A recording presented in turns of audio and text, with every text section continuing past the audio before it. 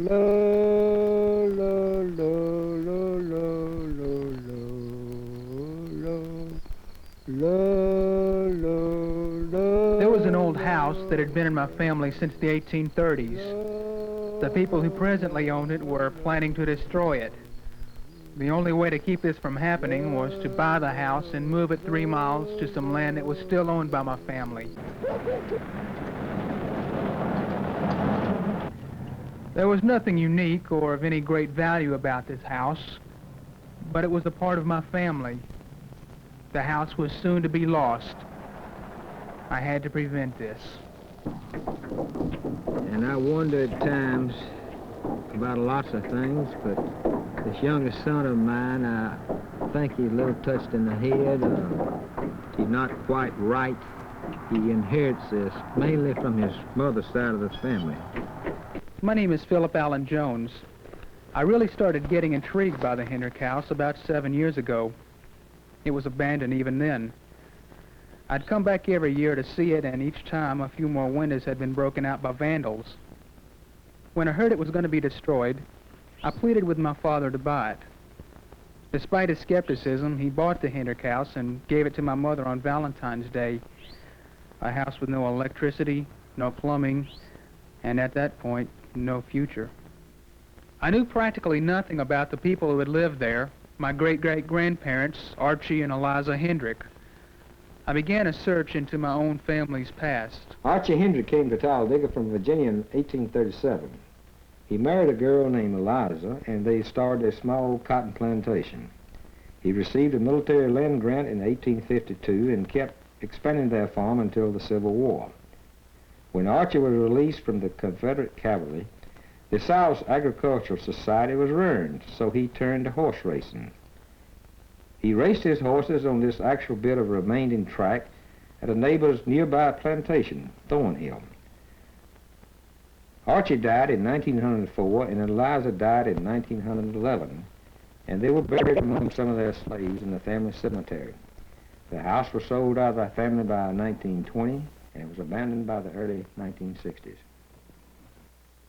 I took these slides while I dismantled the house. In order to move the house, I had to take off the roof, front porch, 2 rear rooms, tear down the 2 brick chimneys, and move the materials 3 miles to the new house site. I moved each brick and board by myself. The whole process took longer than I had planned. I bought the house because somebody was going to tear it down and split it into fence posts, so my son started working on it. In fact, he's been working on it for 1.5 years now. I don't know what he plans to do with it, but I wish he would get finished with it and get a job. I was taking off the roof when it began to sway. I quickly climbed down before the roof collapsed, but I was almost crushed by a 1,000-pound log. At that point, I wondered if it was worth it.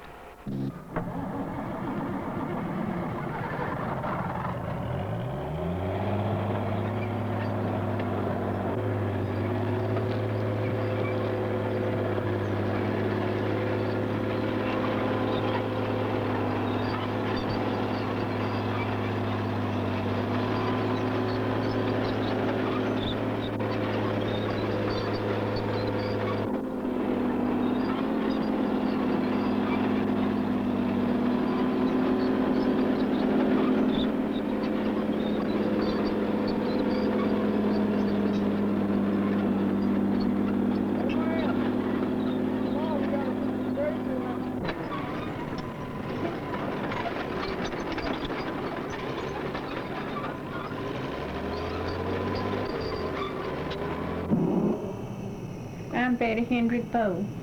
I'm next to the last one born in the old Hendrick home. I was told that my grandmother Hendrick liked to stay up late at night, in fact, almost all night. And grandfather would get very impatient with her and yell out, "Liza, when you coming to bed?" And she'd say, "Oh, Archie, I haven't churned yet." When the grandchildren would gather around grandfather, I guess climbing over him and worrying him to death, "Liza, come in here and get these kids out of here." I guess it was just a world of make-believe with me, the happiest time of my life. And the old house was watching the shadows in the afternoon. I would just see all kind of things in the shadows and in the clouds. We had a kind of a lattice work dividing the front and the back hall. And the shadows coming through there were beautiful, just made all kind of patterns. I guess one of the first things I think about is the furniture and how it was arranged. Of course, the bedrooms, all the bedroom furniture was all made of wood, and it was hand carved. And all the dressers and tables and anything like that had marble tops on them. Rudolph Hancock and that trailer sure in the head. We're going to put these beams on right. You better go look and see. What'd you say?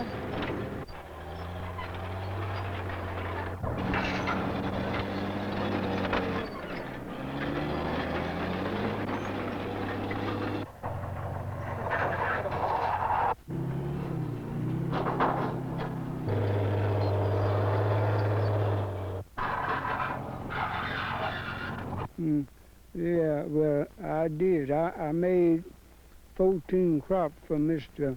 Benjamin Herbert, and then I went to his son and made 9 crops for him, Mr. Jack Herbert, Mr. B.J. Herbert's son. Henry Cole plays a unique part in my family.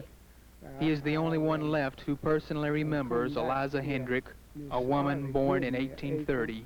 Miss Eliza, she would be taking care of the children while their mothers and fathers would be working in the field.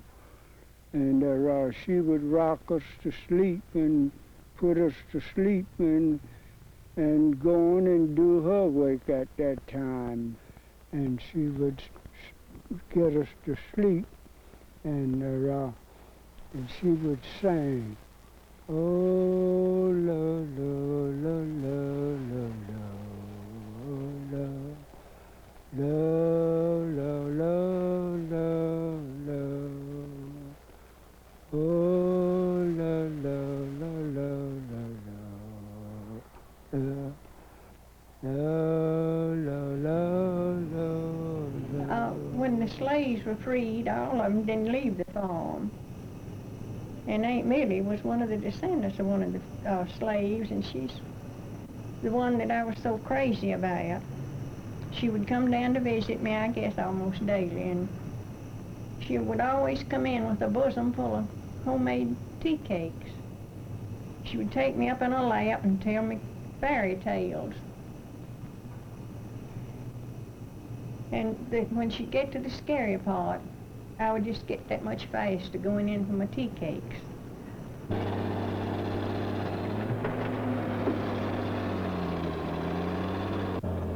Rudolph, go get some of those wood blocks off that white truck. You gotta stick them under here after I lift your ass up.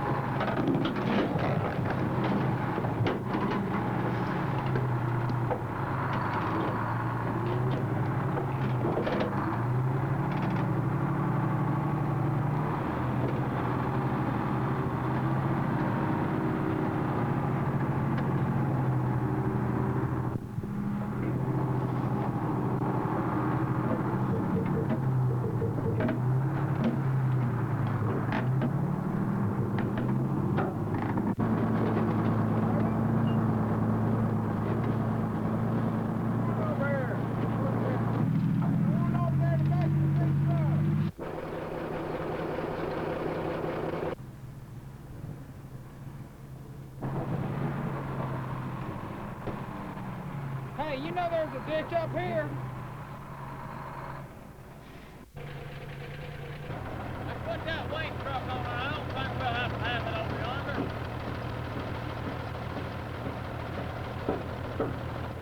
Can't you just drive on this bone there?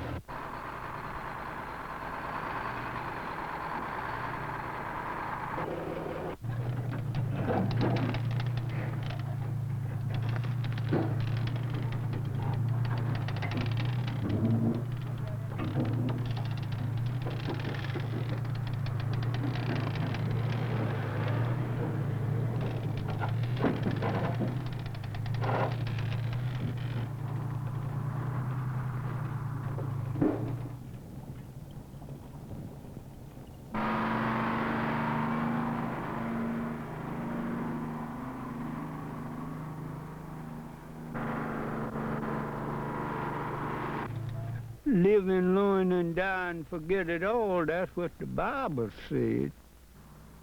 That's the truth. I ain't got no sort of recollection, not much at all.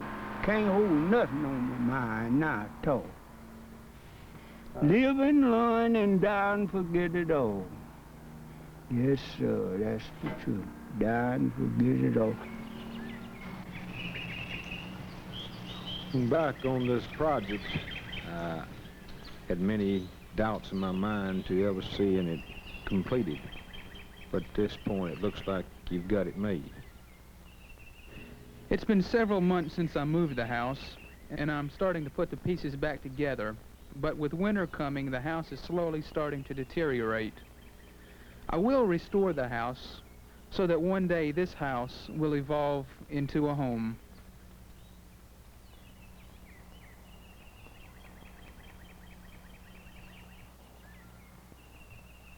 Woof, woof, woof.